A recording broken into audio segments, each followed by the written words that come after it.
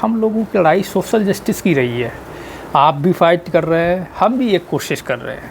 और विशेष रूप से जो कास्टिज्म है, कई बार आपके बयान वगैरह जो हमें मिले तो उसमें हमने देखा कि आपने इन चीज़ों को बहुत बारीकी से देखा नहीं बल्कि खुद उसको महसूस किया है। तो वहीं से शुरुआत करते हैं। देखिए, जाति का तो जो सवाल है, मुझे ऐसा लगता है कि जब मैं माँ के पेट में ही था तभी से मुझे लगता है कि जातीय चेतना मेरे दिमाग में आई होंगी, क्योंकि माँ के पेट से जन्म लेने के बाद जो माहौल हमारे यहाँ पे था वह माहौल ऐसा था कि सभी लोग बंधुआ मजदूर थे।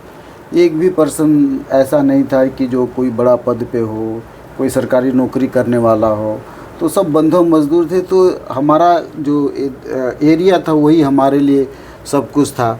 वैसी जीवन में अब जब सभी लोग बंधुआ मजदूर हैं और सभी लोग ज़मींदारों के यहाँ काम कर रहे हैं, अपर कास्ट जो ठाकुर होते हैं वहाँ काम कर रहे हैं, तो चेतना भी वैसे ही थी। उनको मार दो तो कोई फ़र्क नहीं पड़ता, उनकी औरतों को रेप कर दो तो कोई फ़र्क नहीं पड़ता, उनको खाने के लिए जूठा दे दो तो कोई फ़र्क नहीं पड़ता।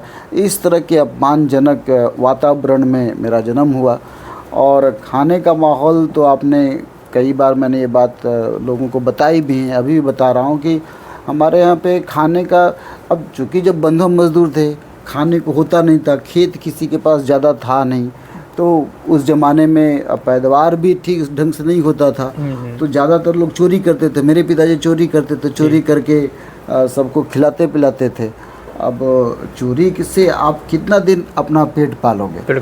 तो क्या होता था कि फिर चोरी के साथ वो मरे जानवर का एक चलन था हमारे यहाँ पे कि मरे जानवर आते थे, उससे लोग खाना पीना खाते थे।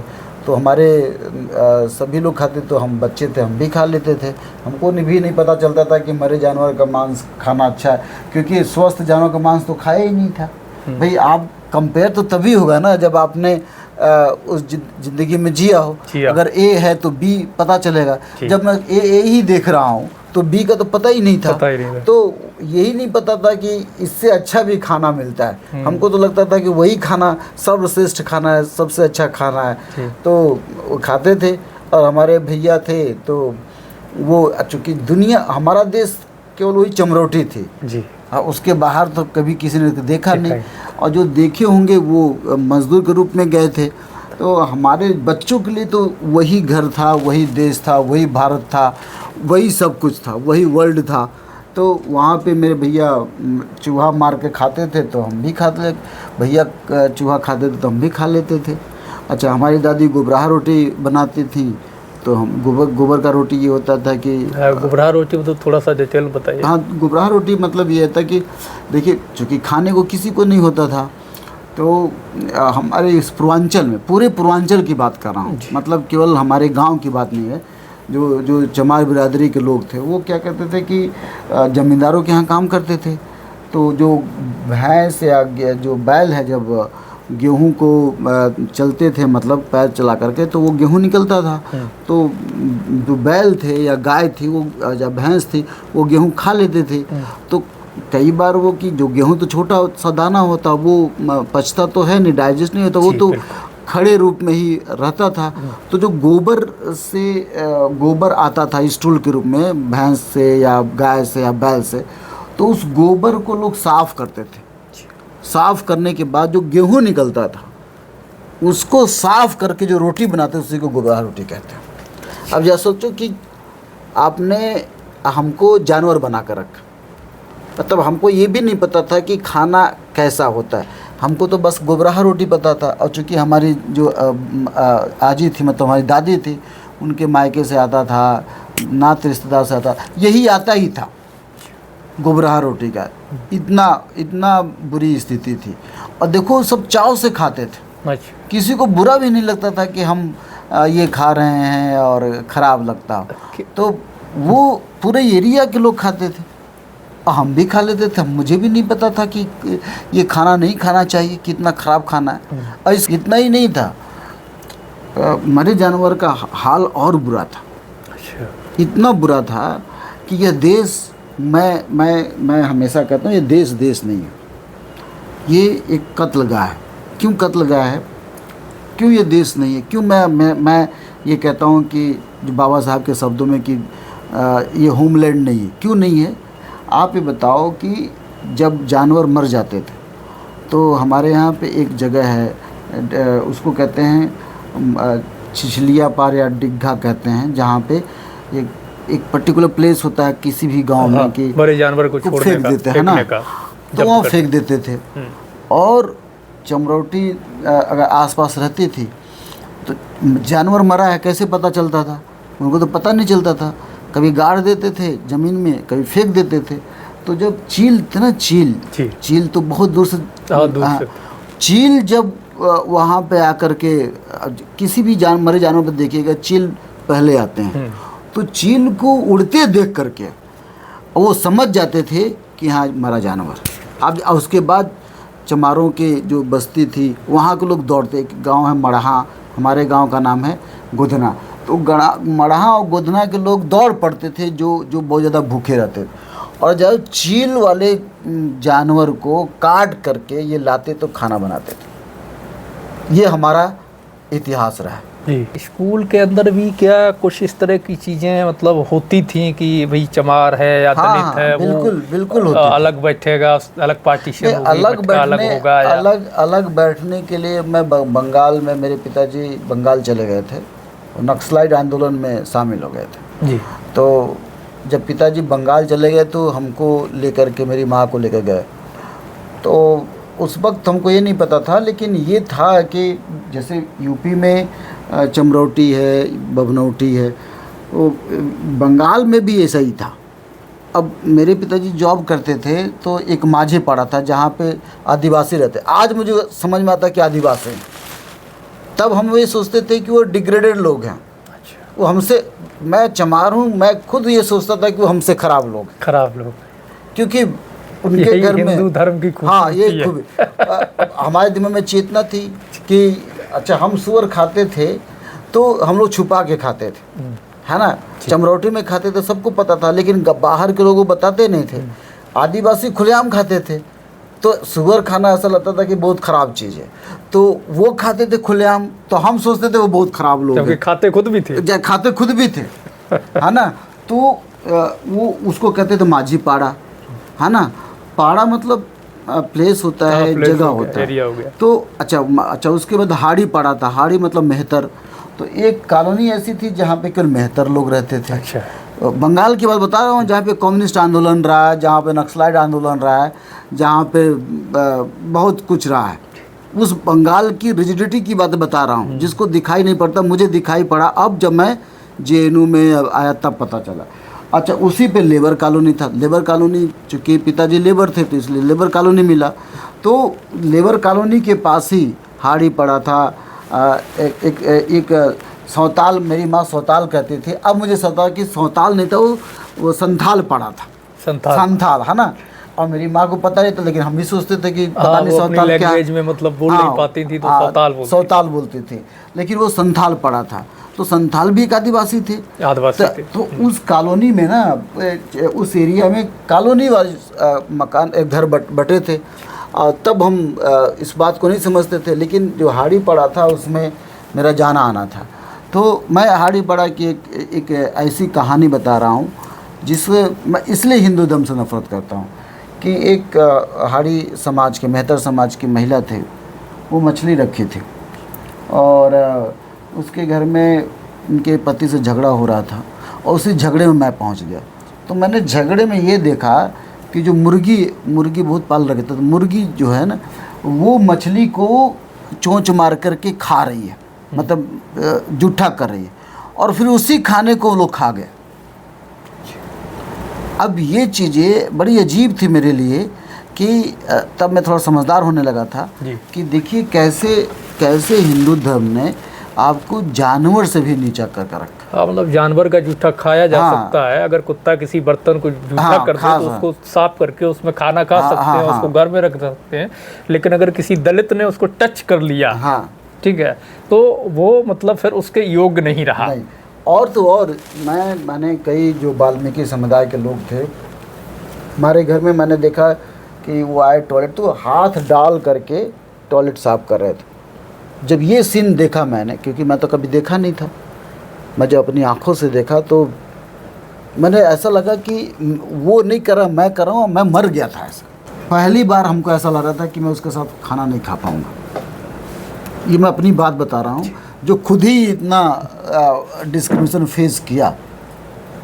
मैं क्या हुआ कि उसको ये एहसास कराने के लिए, वाल्मीकि समुदाय के आदमी को ये एहसास कराने के लिए कि तुम हमसे अलग नहीं हो, हमने तुम्हारा दुख झेला है, उस लड़के के साथ मैंने अपने थाली में खाना खाया। हालांकि मेरा मन नहीं था, बिल्कुल, क्योंकि मैंने अपनी आंखों से देखा कि वो टॉयलेट साफ कर रहा था। तो ये जो दुर्दशा हिंदू धर्म ने कर रखा है कि आप एक आदमी को, या इन जो सो कॉल्ड इन जातियाँ, उन जिसे सर्विस कास्ट का लें, जो भी, इनको अपने जानवर से भी बदतर बना कर रखा है ना, जानवर से भी। कि आप कोई आदमी अपना टॉयलेट जो है अपना तो साफ कर सकता है, लेकिन दूसरे का टॉयलेट कभी साफ, अपने सगे बेटे का टॉयलेट बड़ा हो जाएगा तो साफ नहीं करेगा, नहीं कर। उस समय से मुझे हिंदू धर्म के प्रति बड़ी नफरत हो गई। और ये नफरत लगातार बढ़ती जा रही है। कभी बता, उस क्षेत्र में जहाँ जहाँ आप रहे हों, कहीं भी किसी भी जगह पर कभी ऐसा हुआ कि जो शेड्यूल कास्ट है या आदिवासी है, जिसको अनटचेबल माना गया, उसके लिए कुछ रूल्स अलग से बने हों कि भाई पहनने को लेकर ड्रेस कोड है, या खाने को लेकर, या रहने की व्यवस्था को लेकर? रहने की व्यवस्था तो मैंने बताया कि अलग अलग रहते थे। हाँ। खाने की भी मैंने आपको बताया कि लोग ऐसे खाना खाते थे, लेकिन ये मैंने किसी को नहीं देखा डिक्टेट करते कि तुमको ऐसे ही रहना है। हमको लगता है कि वो स्वभावतः वैसे रहते, स्वभावतः हो गया, क्योंकि उनके अंदर इंटरनलाइज कर लिया था वो गुण को। हाँ, मान लिए थे कि हमारा जीवन है, हमको ऐसे ही रहना है। हाँ, उससे बाहर जब आप निकलते थे तो लोग चिढ़ाते थे। जैसे मैं एक लड़की बड़ी सुंदर थी, और वो माझी बिरादरी की थी, आदिवासी बिरादरी की थी। तो हमारे दोस्त ना उसको चिढ़ाते थे और गाली भी देते थे। सुंदर भी थी और गाली भी देते थे। हमारी बिरादरी का एक लड़का था जो डॉक्टरी की तैयारी कर रहा था, मतलब प्रॉपर MBBS की नहीं करता, नहीं, गांव में किसी डॉक्टर के पास प्रैक्टिस करना शुरू कर लिया। तो हमारे दोस्त ठाकुर थे, वो क्या नाम है, उसको चमारिया कहते थे। अच्छा। और चमार चूँकि मैं भी था तो मुझे पेन होता था, लेकिन दोस्तों के भाव में बह करके मैं भी उसको बोल देता था कि देखो साला बड़ा चश्मा लगा जा रहा है। हमारा दोस्त था संजय यादव, वो मुझे, जब मैं पढ़ता था तो मुझे एक फिल्म आई थी, फिल्म का गाना था ओ मारिया, मिठुन चक्रवर्ती किसी ने गाया, ये गाना देखिएगा, ओ मारिया। मारिया किसी लड़की का नाम है। तो वो हमको देखता था, कहता वो चमारिया। तो मैंने ये पाया कि जो हायरार्की है कास्ट का, वो बहुत साफ दिखाई पड़ते थे जी। कि हर जाति दूसरे जाति को हीन समझती थी या बड़ा समझते थे। तो जो ठाकुर था यादव को नीचा समझता था, यादव चमार को नीचा समझता, चमार आदिवासी को नीचा समझता था। और मुझे लगता है कि अगर आदिवासियों में हम घुसे तो वहाँ भी, जैसे सेमा ट्राइब है, वो ट्राइब में, मैं आसाम में प्रोफेसर था तो मैं देखता था कि वो अपने आप को ऊंचा मानता है। तो दीमा ट्राइब वाला इथनिसिटी की प्रॉब्लम। तो इस तरह से हिंदू धर्म में बांट दिया गया कि आदिवासी को भी एक नहीं रहने दिया, दलितों को भी एक नहीं रहने दिया, और OBC को भी एक नहीं रहने दिया। और सबसे इंटरेस्टिंग बात है कि सब उसके शिकार हैं और सब उसका विरोध नहीं करते। सब शिकार भी हैं, विरोध भी नहीं करते। जो बैकवर्ड की जातियाँ थी उनका क्या रवैया रहा? मैंने बताया, मेरा जो गाँव है यादव बहुल इलाका है। अब क्या हुआ कि जब मैंने आंखें खोली तो जो अपर कास्ट ठाकुर और पंडित करते थे वही व्यवहार यादव लोग करते थे। असल में उनकी गलती नहीं है, ये कास्ट की प्रॉब्लम है। डॉक्टर BR अम्बेडकर क्या कहते हैं कि ग्रेडेड इनइक्वालिटी है, इनइक्वालिटी नहीं है, असमानता नहीं है, ग्रेडेड असमानता है। यादव और पटेल लगभग बराबर, ये दोनों एक दूसरे से अपने को कम नहीं समझते, लेकिन ये मानते हैं कि हमसे नीचे चमार है, हमसे नीचे निषाद है, हमसे नीचे। तो उनके दिमाग में बात, वो पावर वाला जो स्ट्रक्चर वो बना रहता है, तो उस पावर के स्ट्रक्चर से वो बिहेव करते हैं। तो उन्होंने हमारे साथ ऐसा बिहेव किया। तो कुल मिलाकर के ये समझ आता है कि जो हिंदू धर्म है, हाँ, असल में वो सही मायने में ब्राह्मण धर्म है। बिल्कुल, ब्राह्मण सुप्रीम है उसके अनुसार ही व्यवस्था सारी चलेगी। वो ऊपर है, बाकी जो भी है उससे नीचे है, सब नीचे। हाँ, ये सब मानते भी हैं। हाँ, मानते भी हैं। आश्चर्य की बात, वो मानते हैं कि ठीक है तुम ऊपर हो मैं नीचे हूँ। जबकि संविधान ये कभी नहीं कहता है कि, संविधान कहता है कि हर तरह का डिस्क्रिमिनेशन आपको समाप्त करना है। प्राइमरी एजुकेशन से लेकर हायर एजुकेशन तक और यूनिवर्सिटी में प्रोफेसर के सफ़र तक क्या कहीं भी कास्ट आड़े आई? शुरू से आ रही है। प्राइमरी में भी आई, सेकेंडरी में भी आई, मैंने हाई स्कूल में भी आई, बीए में भी आई, एमए में भी आई। एमए में हालांकि मैं जेएनयू में था, और एमफिल पीएचडी और प्लस अभी मैं प्रोफेसर हूँ, तब भी आ रही। जाति है कि मैंने मेरे एक कविता मैंने लिखी थी कि चैम्बर में लगी है मेरे नाम की तख्ती। अक्सर मैं बोलता हूँ, चैम्बर में लगी है मेरे नाम की तख्ती, लिखा है प्रोफेसर डॉक्टर विक्रम हरिजन। अब साथियों कुछ लोगों को नींद नहीं आती। तो जैसे आपका फोल्ड क्या है, ब्राह्मणवादी व्यवस्था क्या क्या है कि आपको मरे जानवर का मांस खाना है, आपको गंदा कपड़ा पहनना है, आपको गाली देना है, आपका लैंग्वेज गाली। जैसे इस फोल्ड से आप बाहर आते हैं, ब्राह्मणवाद को बेचैनी होने लगती है। मतलब तो कि प्रोफेसर विक्रम हरिजन हाँ, महंगे कपड़े, महंगा मोबाइल लेकर के और ऊंची चेयर पे जब बैठते हैं तो लोग देखने वाले को चुभते क्यों? क्योंकि ये फोल्ड हमारे लिए, फोल्ड क्या था? आपका देश क्या था? आपका देश वो चमरोटी थी। आपका खाना क्या था? गोबराहा रोटी। आपका वस्त्र क्या था? फटे जानवर, फटा, हाँ, है ना, कपड़ा, पैर में चप्पल नहीं।